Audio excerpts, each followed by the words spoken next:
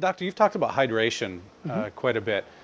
How important is the right kind of water? I mean, who knows when we turn the tap on what's coming out of there? How do we find the right kind of water, and is that maybe the wrong kind of water part of the problem as well? Both, yes, no, everything. First of all, you make it. The only water you can drink is the water you make. You buy an under sink if you don't have a lot of money. You buy an under sink, and I think they have it still at Costco for kind of like $199, maybe $240. It's not really expensive. You buy an under sink reverse osmosis water filter system.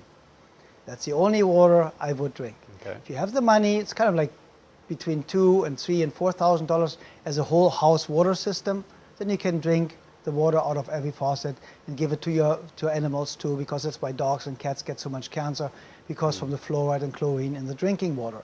But you need to filter it yourself. You need to know what's going on. If you buy it in plastic bottles, then you have the problem with the BPA, and then you get feminized as a man and over-feminized as a woman. You know, as a man you grow boobs, as a girl you get breast cancer.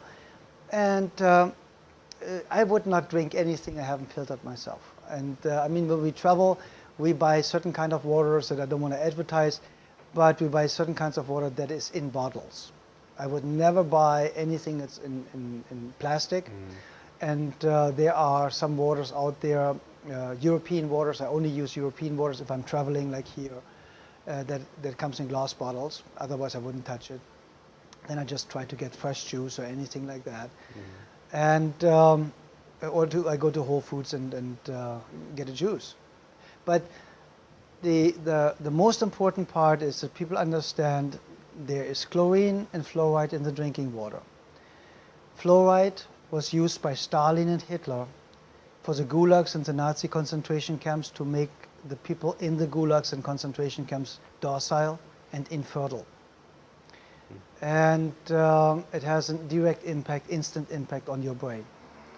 Chloride, is something that was called chlor gas in a gas format, and Adolf Hitler used this to murder all these Jewish people. That's what's in your drinking water. When you get out of the shower and you are dizzy and nauseous, you think, oh, I showered too hot. No, you didn't. The shower head cuts open the water molecules, and the chlorine turns into gas and fills your shower and turns it into a gas chamber, a chlor gas chamber or chlorine gas chamber.